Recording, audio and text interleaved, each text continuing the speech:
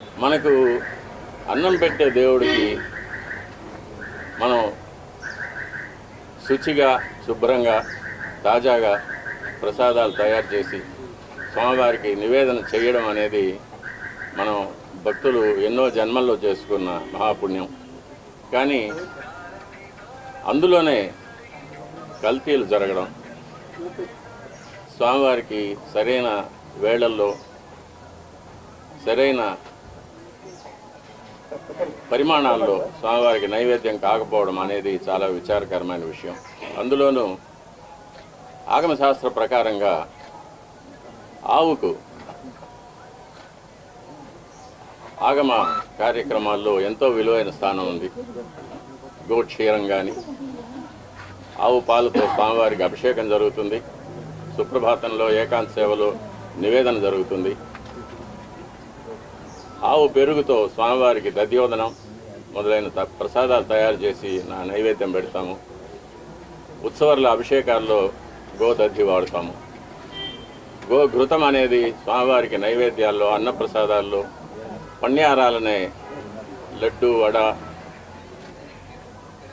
మొదలైన ప్రసాదాల్లో వాడతాము. అలాగే గోమూత్రం కానీ, గోమయం కానీ, యాగశాలను కానీ, ఆలయాన్ని కానీ శుద్ధి చేయడానికి వాడతాము. అటువంటి పవిత్రమైన గోవు యొక్క ఘృతాన్ని కల్తీ చేయడం అనేది అది స్వామివారికి మనకు జీవితాన్ని ఇచ్చే స్వామివారికి ఇటువంటి అపచారం జరగడం అనేది చాలా విచారకరమైన విషయం. ఇవన్నీ చూసే పాపం కూడా మనం చేశామా అనిపిస్తుంది ఒక్కొక్కసారి. దీన్ని ఎన్నోసార్లు అప్పటి ఈఓ గారికి, చైర్మన్ గారికి దృష్టికి తీసుకెళ్ళి ఇలా ప్రసాదాల నాణ్యత సరిగ్గా లేదు, ముందులాగా లేదు, ప్రసాదాల పరిమాణాలు స్వామివారికి సరిగ్గా నివేదన కావడం లేదు, సరైన ఆగమ ఉక్తమైన కాలాల్లో స్వామివారికి నైవేద్యాలు జరగడం లేదని ఎన్నోసార్లు దృష్టికి తీసుకెళ్ళాం. కానీ లాభం లేకపోయింది. ఇది ఈ 5 ఏళ్ళు నిరభ్యంతరంగా ఈ మహాపాపం జరిగిపోయింది. ఒక సైంటిస్ట్గా ఈ నెయ్యి యొక్క పరీక్షల యొక్క ఫలితాలు కూడా నేను చూశాను, ల్యాబ్ రిపోర్ట్స్ చూశాను. ఇందులో కూడా వెజిటబుల్ ఫ్యాటు, అనిమల్ ఫ్యాటు, జంతువుల యొక్క కొవ్వు పదార్థం, స్థావరాల యొక్క, జంగమాల యొక్క కొవ్వు పదార్థాలు కలిసినట్టుగా ల్యాబ్ రిపోర్ట్ను చూశాను. పరిశుద్ధమైన ఆవు పాలతో తయారు చేసిన నెయ్యిలో అది స్థావరమైనా కానీ, జంగమమైనా కానీ కొవ్వు పదార్థాలు కలవడానికి వీలు లేదు. అది ఇంప్యూరిటీస్ కింద లెక్క వస్తుంది. ఇప్పటి ప్రభుత్వం పదవికి రాగానే తిరుమలను ప్రక్షాళన చేస్తామని తిరుమలలోనే ముఖ్యమంత్రి గారు సెలవిచ్చారు. దానికి తగినట్లు ఎన్నో చర్యలు తీసుకున్నారు కూడా. ఇది అనుకోకుండా బయటపడిన విషయం. నెయ్యి కల్తీ మీద సరైన విచారణ జరిపించాలి, చర్యలు తీసుకోవాలి.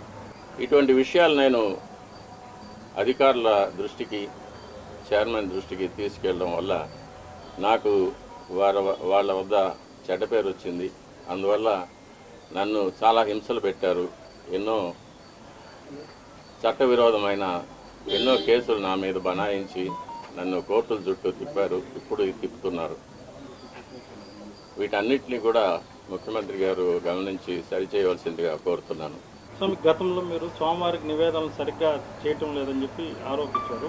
ప్లస్ గత 5 ఏళ్ళలో కూడా అధికారులకి, పాలక మండలి దృష్టికి కూడా తీసుకెళ్ళాను, అయినా ఇలాంటి చర్యలు తీసుకోలేదన్నారు. ఇప్పుడు ప్రభుత్వం మారాక స్వామివారికి నివేదనలు సక్రమంగా జరుగుతున్నాయి.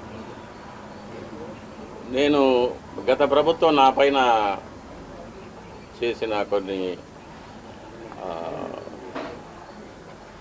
కోర్టు కేసుల వల్ల నేను ఆలయానికి దూరంగా ఉండవలసి వచ్చింది. అంటే ప్రధాన అర్చక పదవికి దూరంగా ఉండవలసి వచ్చింది. నేను ప్రధాన అర్చకుడిగా చేయవలసిన నా కార్యక్రమాలు నేను చేయకుండా నన్ను నిలిపివేశారు. కాబట్టి ఇప్పుడు ఎలా జరుగుతున్నది అనేది ఇప్పుడున్న ప్రధాన అర్చకులు ఆగమ సలహాదారులు వాళ్ళు చూసుకోవాల్సిన వాళ్ళ వాళ్ళ యొక్క కైంకర్యాలు అవి. గతంలో మీ అభ్యంతరాలు ఎవరు పట్టించుకోలేదు స్వామి?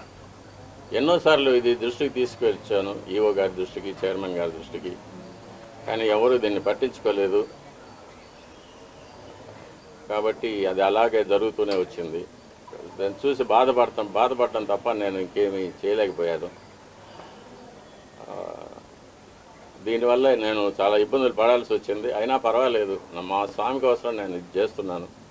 మా స్వామి తృప్తిగా నైవేద్యాలు స్వీకరించి ప్రసన్నుడుగా ఉండి భక్తులను అనుగ్రహిస్తే అంతే చాలు. నా ఇబ్బందులు అది నాకు దాని గురించి నాకు ఎటువంటి కష్టం లేదు. స్వామి, ఇప్పుడు మీరు కైంకర్యాల్లో లోపాలు జరిగినాయి అంటున్నారు కదా, ఎటువంటి కైంకర్యాల్లో ఏ లోపాలు జరిగినాయి స్వామి? చెప్పాను కదా, ఇదే ప్రసాదాల్లో కల్తీ జరగడం అనేది ఒకటి. అది ప్రసాదాలు తిన్నప్పుడు కానీ ప్రసాదాలు చూసినప్పుడు కానీ అది ప్రతి భక్తుడికి అర్థమైపోతుంది. ఇందులో ముందు ఉన్న సువాసన లేదు, రుచి లేదు, పవిత్రత లేదనేది. అలాగే అన్నప్రసాదాల్లో కూడా ఈ కల్తీ నెయ్యి వాడి పొంగలు, చక్కెర పొంగలి, సీర మొదలైన వాటిలో కూడా ఇది కలిపి ఉన్నారు. ఇది స్వామివారికి మా చేతులతోనే నైవేద్యం చేయవలసిన దురదృష్టం కూడా మాకు ఏర్పడింది.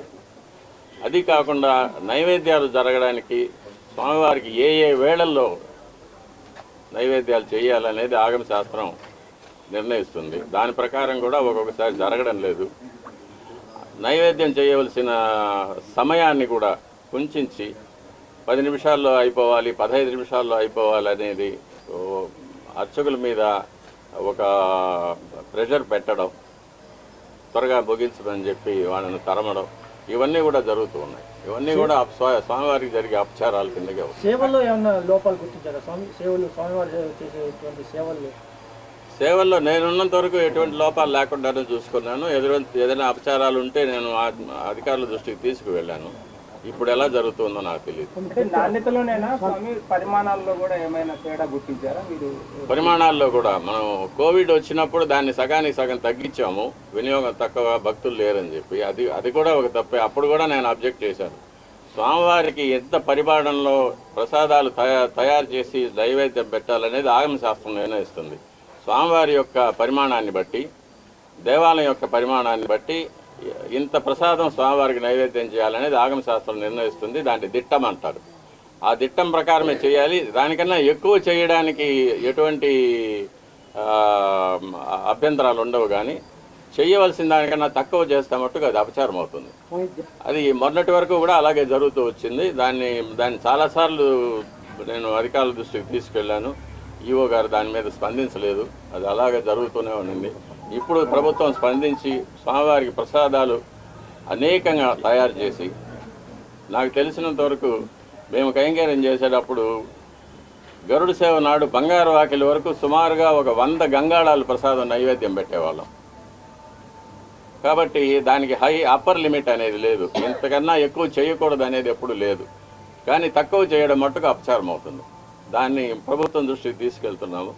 అది దిట్టం ప్రకారం స్వామివారికి ఏ వేళలో ఎంత ప్రసాదం నైవేద్యం చేయాలనేది దాన్ని తయారు చేసి శుచిగా, శుభ్రంగా, తాజాగా తయారు చేసి స్వామివారికి నైవేద్యం పెడితే స్వామి ఎప్పుడు ప్రసన్నులు అవుతారో అప్పుడు భక్తులకు అందరికీ కూడా మంచి జరుగుతుంది. రాష్ట్రము, దేశం సుభిక్షంగా ఉంటుంది. ఎట్లాగైతే సూర్యుడు తన కిరణాలతో నీటిని ఆవిరిగా తీసుకొని వర్షంగా మనకి ఇస్తాడో, అలాగే మనం నైవేద్యం పెట్టే ప్రసాదాల నుంచి సారాన్ని భగవంతుడు గ్రహించి మనకు అనుగ్రహంగా వరాలుగా ఇస్తారని చెప్పేది ఆగమ శాస్త్రంలో చెప్పబడిన సమాచారం అది. కాబట్టి మనం పూర్తి నమ్మకంతో భగవంతుడు అక్కడ ఏం చేసి ఉన్నారు, ఆయనకు మనం భక్తితో నైవేద్యం పెడుతున్నాము, ఇది మన అదృష్టమని తలుచుకుంటూ స్వామివారికి మనం నైవేద్యం పెట్టినప్పుడు స్వామివారు తప్పకుండా స్వీకరిస్తారు. స్వామివారు ఎప్పుడు ప్రసన్నం అవుతారో మనకందరికీ కూడా మంచి జరుగుతుంది. రాష్ట్రం